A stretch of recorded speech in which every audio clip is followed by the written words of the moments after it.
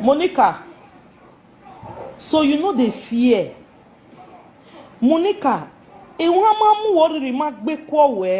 even the fear. When they move, Monica no via tuari. Lareo, oh that from where? Ge, ole gogoro ge, ni bomuria. Nuwe yo nyawo una ju una mwamuwe una yo nyamani una kumgbe mani tuore. Emani when a destiny yari loto emani still so when a destiny yari loto a. Abioma ve me gugwe mare. Monica, where bega award that for egi room. Monica, one mother mu worry mamu o ya sele. O ya sele nu we muhian we here get destiny a. Me ma understand. O ya sele ni we muhian we ti odoni o ya sele ni.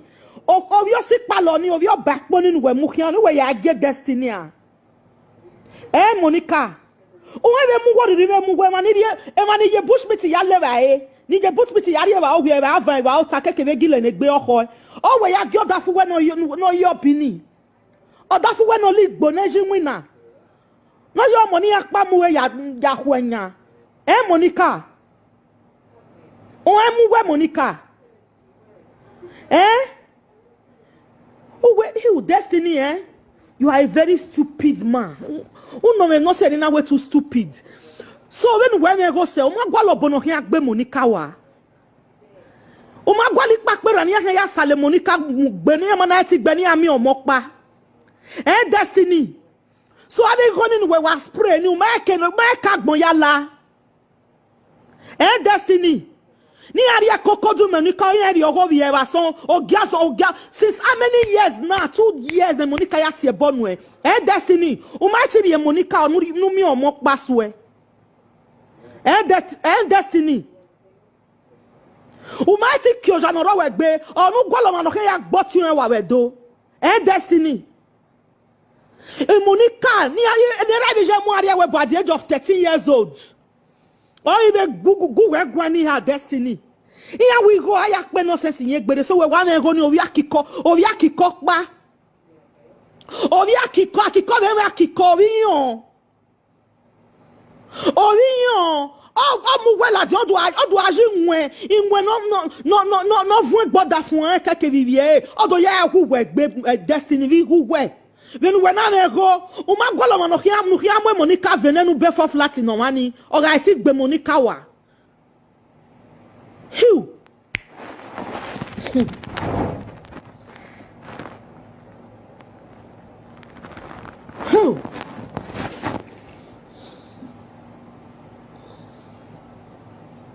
What? Go. Take it.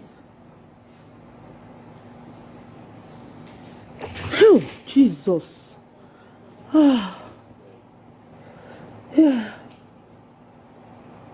Hey, destiny. So you go in where one and you were one more quiet. Cavo bonore doni kata. Now we are Yoja bonine. I have bonore doni. Ikata. Now we are Yoja negating winner. E Monica na muwe ma kave we. Nera ho. Era na mwe kone. Ija ikpano ekona gwalo mano kia mo adia webo. Oyi Google gwani ha. Oyi Google gwani ha Monica no ma make iya wa Bruce na ya bien ya ma na 20 million naira cash. Oh Google gwan we no host table of 20 million naira. Who hosted one night. Who yari eva enevo. Egbo ma very oni okpa misi kanko we na Destiny, where are you? Where are you, Destiny? Are you sleeping? Destiny, where you are?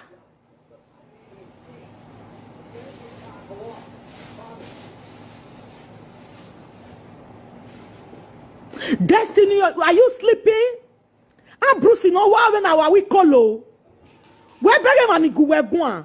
E mani ma ehue. Bruce no Monica Lareo o wan ga mo Bruce ladian we o dafin no we na Bruce ni wa je ni o wan na mo ladian o dafin no the Facebook na we ne yo ne we ye potopota ya hun ya o ne. In short, I'm short of words. I don't know what to say. Monica, o wan dem mu what do dem mu we Avec gile ni wone no ru gbo. O we ya give ya kiko na Bruce. A Bruce ni ayo nya life ene. A Bruce ne life igi gwe. Monica. Owe mu wori ribe mu gwe. A destiny we ya o a toothpick when we ya zakon. Destiny true to God. Umanati gwaleni we Monica we family yen get we wa be zuwa. Umaiti kame Monica umanati we Monica. Umanati we Monica. Umanati gbodianori your destiny. Udianori yo na mi no mu ya woda fun esana. Umanati saloji yen gbe. Yen wu we bi o wa. Akpo me bere gbugwe. Iwan ta bi me go ba. Biagi me go ba. Ya me 100 million wo wa me na. Aru opa ka ma me wo wa mai. Igo ni yari nonsense yin agbonre. Destiny we no host table of 20 for 20 million naira. Obi o kan pa yan wo da fun e wo ko gbo ni ase be ba ni. O wa be won wa ne government mu ni yan ma ti asigo go wa no ne 1 euro we Facebook. O ma na yo nyane. O ma ne ru wala ya ogi no wodo. O ma be sheshe get father ya ogi no wodo. Ona okpa mi sikan o tie bonu we. O ye potopoto ya wo we. Okay, dem no he yak pin when ye gbo were na destiny. Destiny. In when na nu dana ga yo wa one na. In when no mu you we gbe na wa he yak pe ye gbo were ye. Destiny. So Warner, how do you like Los Angeles? It's big. Oh my God. Ay. La wo. In when na no atuari no be dokpolo. Nera bi je mu la we at the age of 12 years old. Nera this virgin. In when na ni emu you we gbe na. Obadi Gear Street ayan wo winya opposite Santin. Wa ma ya gwale mi wa kian wo ti o no ku e. O wa ma na ti gbe wa ge bosi e wa repair to koma. Repair to coma. Is a disgrace for you though. And if ye lare ikaka mo na we mani gbiju we o munya we menu we je egbe we me no dey we 43 years uje. If ye 43 years you are still behaving like a kid, kindergarten. Uwe ye behave ni emani razilo. Uwe ye behave one mona razilo ivie. Uwe ye behave ni emani razilo ivie. You are under a spell. And then we mag bavie. Uwe when he Facebook street. But I beg we ona adu me kiavu we me. Ivie la re ehwe mu we. Iyangele wo ko emoji we na gotion uwe mana mi ma no guwe gwan spirit we gbere la dian we guwe gwan we ri ame nwan ano wo ano eva ano ha ano ne ano sen ehwe mu we a abia boni ya gbalo we ni yen be se dia be ra ya Blenders, microwave, TV going. eru wala we emi no do we se we hen ya asemi no roto na eru wala because awonu ri bare ayela la ro magu we riere. Even on a wana to arrive Tony and David bypassy. What that for working here near Wyland, why are the mortgage with London? Wow, what that for my team when I the mortgage? Oh, Tonoredo, or what here when we go out there with Bonwaya, the mortgage. Wow, every while I work in London, they don't hear who the ticket in London, away. Because was your ike. Waja tu arike no ya wa egi no wodo even who wait the ticket na wa be ya wa egi no wodo ne kwemu du mezedo nu dan ekia ne twen yahu ritualist yahu ma du mezedo ritualist yahu ma du mezedo aka Papa Wala of Netherlands. Even on there who the ticket here, why are we gino evani? Umaya mama no bie. Do mezedo. Umaya mama no bie. Why are here akekwa? We wa here ke ya akeke. Ivie. A shame and disgrace. Although la we be Facebook now. A step up by Facebook inare. Because you might with Facebook. Is here another la Facebook whether $600 in a week. And does every week $600. Then we yak we na una. Repeat last night's. We are working with Facebook. Why me wana gwaze do any ye joy FIA. Umuwe mugie. Wa kekwa. Wow. A family Monica ya fefe no na from head to toe. And Bruce no ma so when a destiny ya li loto e bata ne destiny gba Bruce ma so e. Oh wow don when I ga we junkie. Ehwe muwa. Yeah. So let's just have a little time and flash next. Ehwe muwa. It's small, but this one's for Illinois. You want me to get you in? No thanks. Come on, man. All we need a word it and a word or a tita or a tita because he may want hand word. Or very me one no. Or a tita I don't know. In our hair, but destiny yakboya ye this insult on Facebook is too much. Ego aya gwag go in degbe. Destiny, this insult is too much in your body. Go and make sure you deal with that girl called Monica.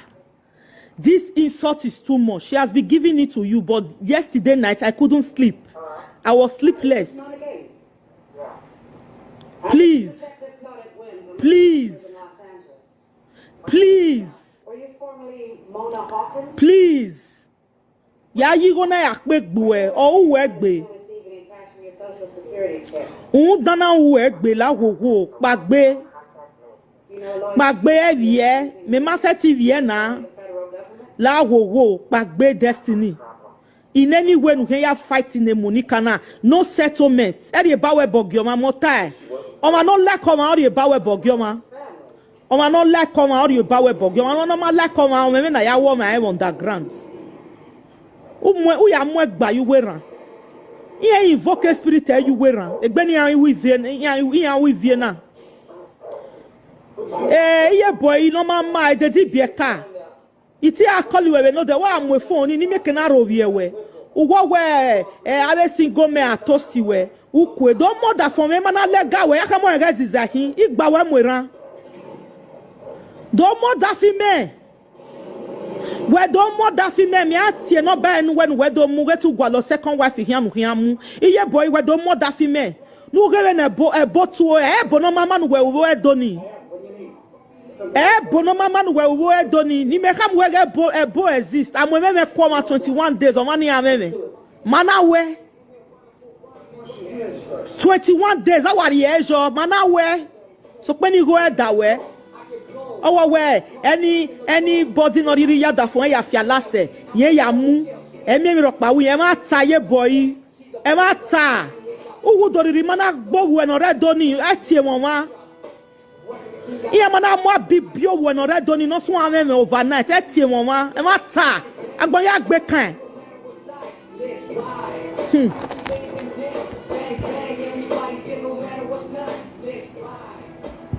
agbon ya gbe kan agbon ya fefefe awa gbe kan imu bibio we iye ri owo koko du wa son we mi kene benati kian wa gavan gi orebe agi ohun o ti kian owo we odafiyen e ma ta evie mi unri ladian be ba ni evie wa mi unri ladian o ga argument no e mi unri ladian uwo ya ta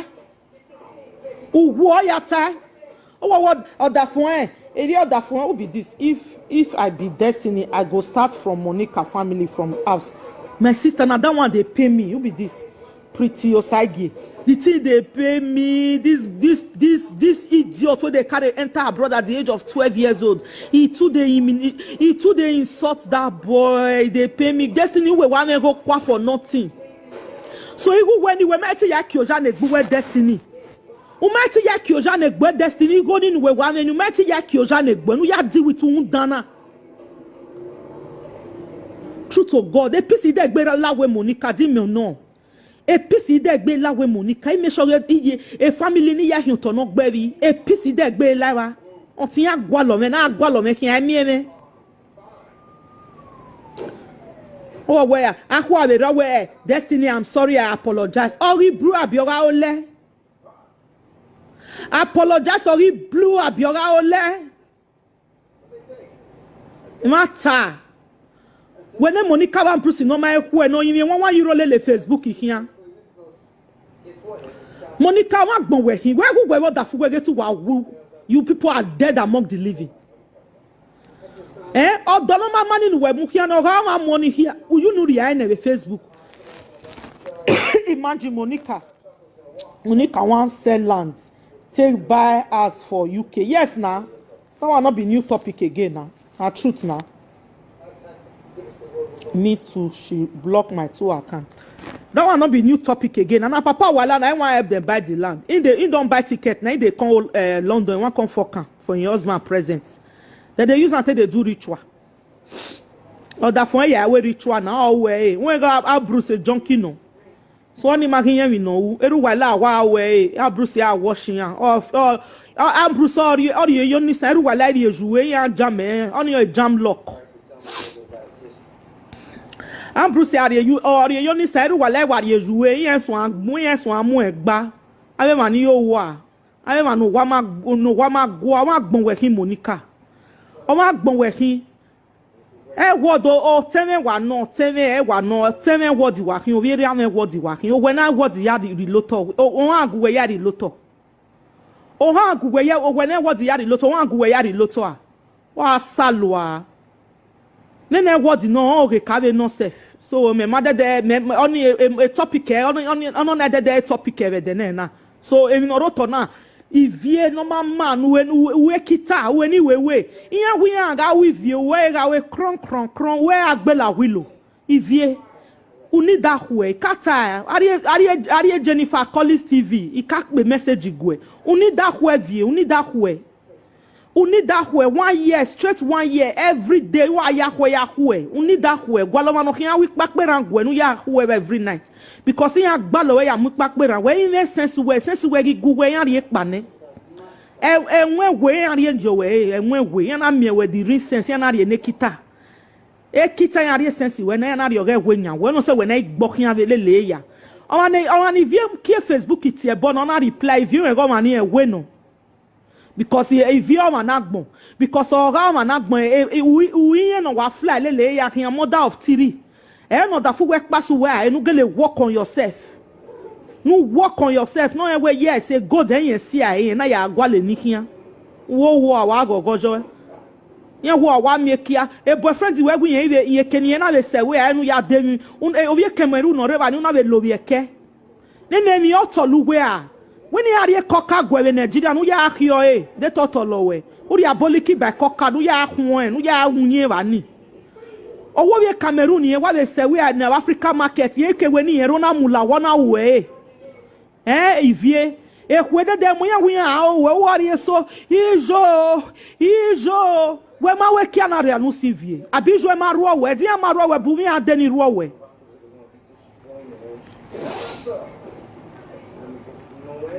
Bumi adeni ruowe. Uhwe depression ya we Monica ya viex. Kobe ni vie ya la life Ya we life my dead become anybody ni vie la life no. Iya tie bon ni vie. Anybody no really le vie ko life of one must to destroy. So people beware of vie. Anybody ni vie le ku. Anybody ni vie le ku o mani oganyo dukun oganye lada ni asiesi koto. People should beware of Ivie. People, please. Beware of Ivie. Beware of Ivie. Ivie not be human being. People, beware of Ivie. Ivie not be human being. Ivie is dead among the living.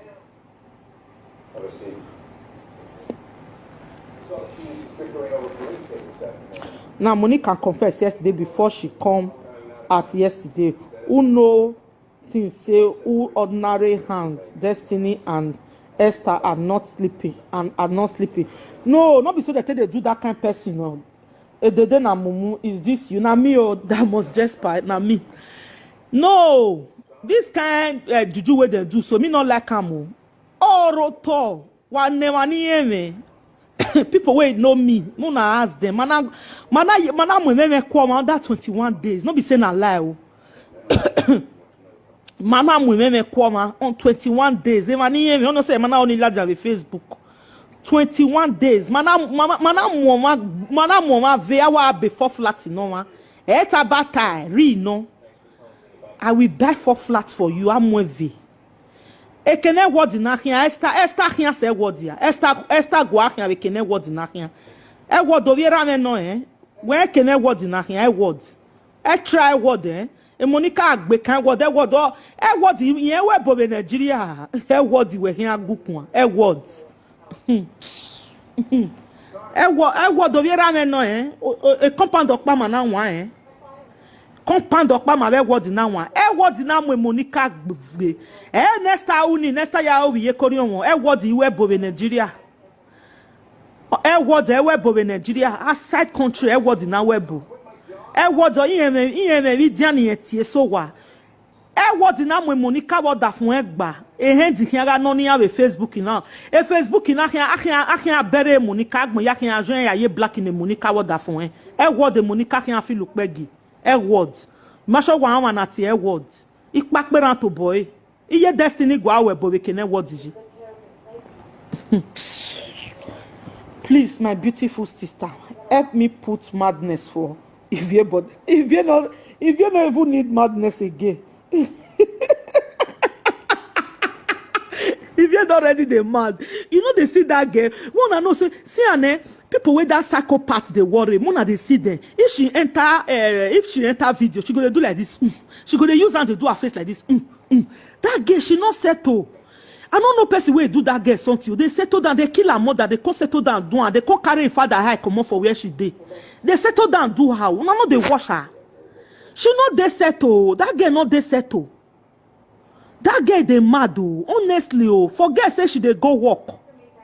Ama we no me jugbo. No me talk kokore aha. She's mad.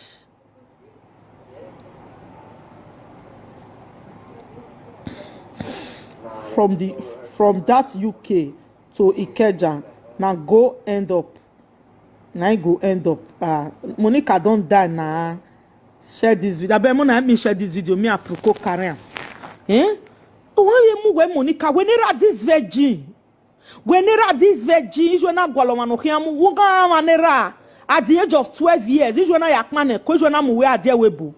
Monica, you are just 37 years. A bang babe 37 years.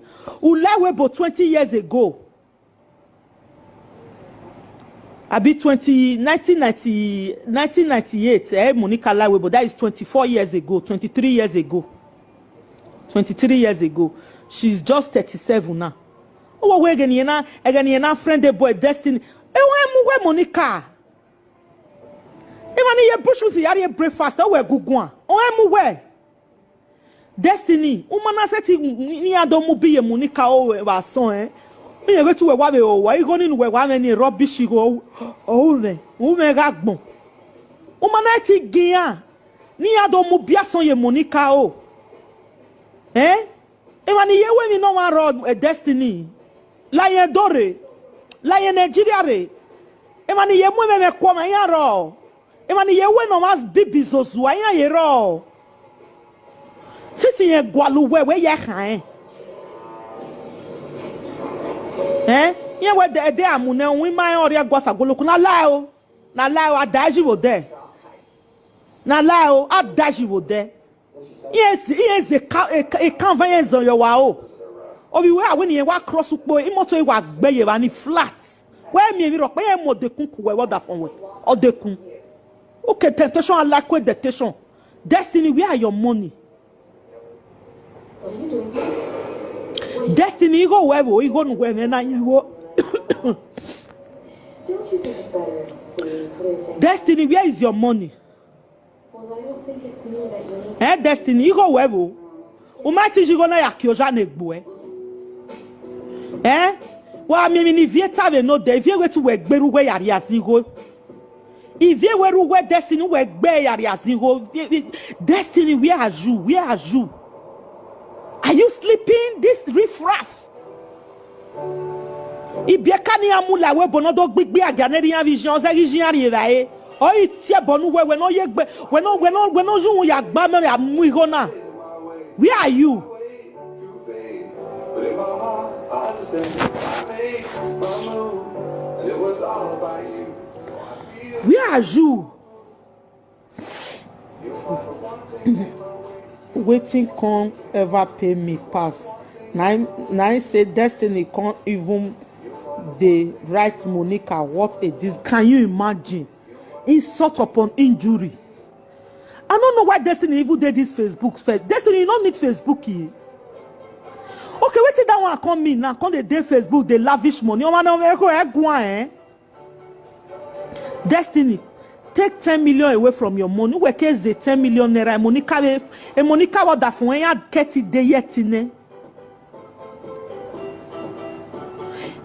Monica, what that for? Ya get it where you let it. He? What they give me your power? Obi kolo. Oda fun we ni we bere ga we rirun. Oda fun eje oyo bibi agbe wa why mo bibi e. Wa mi yan na mi wu Destiny. We ni amwa bibi Bruce na bi yo isi agbe Monica wa ju wa eva ni sisi yan eva live ku gbe ne. O wa re o pie do po we ya gbe wa. E police kere Monica gu ne wo wa. Wa mo bibi yan. Ew. What did not we na Monica na ka all ka yezo ya wene na what the Destiny no ni ahon because what the me what the kakabo what the every year what the every money and night no ya go all ya revenge ma we matter no roto na my cousin what evie Ikwe demu we okbia no love ye ku wene no we no oga ataya na yawe ya make caricature ina yawe ya make joke get we blue win so ina yawe ya make joke mani we owe we Cameroon wa Africa market ogen ye ko ede ona o we gine beds ovie ihama we gi won are Nigeria we ni are kon kagwe no ya hwiwe we ni de totolo we Uwe agatolo we when ya huye. Precious Meg, may I leave this message for you. I beg my sister, they get shame small. I use God beg you. Get small shame for your private parts. You can't lovely live video they talk say you fist coy. Now make you the fat. Say whether you know they fuck. Now wait till they talk for public be that. A old mature woman. Precious Meg, the last time where I check your age, you are 45 years old. A old matured woman. See what you they talk for your mouth, Precious Meg. You know the shame. What it not concern you? They use until they rub your body. You know all this matter where they grant, so it not concern you. It not concern you, but you just they carry the matter for it. I see send a gala now you want to go sell for a kiosk market. It not concern you. This matter not concern you. I know say they be your farm, but not be the way where you open live video, come they disgrace yourself. Precious Meg, a old big woman like you just come and say because of that one whether you know the fuck. Can you imagine? Talk about fuck on national on CCTV. People where they watch they pass 1 million where you go come watch that video tomorrow. They talk about yourself when nobody even they talk to you, Precious Meg. Nobody they even they refer to you. You don't they talk to yourself. Precious Meg, what did they do you? I don't even know say so you be. I say you even get some more sense for your brain. What did they happen, Precious Meg?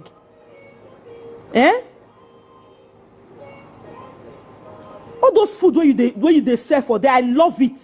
They sell your food, they do your market. Not they involve yourself. If you want to involve yourself, come and talk to. Not they use yourself till they describe Vivier. Precious Meg. Not they use yourself till they describe Vivier. Even though your name don't first spoil, but people never know say your name spoil where for Facebook. When they use yourself, they imitate If way don't rot finish, where they want to go throw away. If way they smell, they use your gallant self, they imitate that Ewobi, that idiot fellow.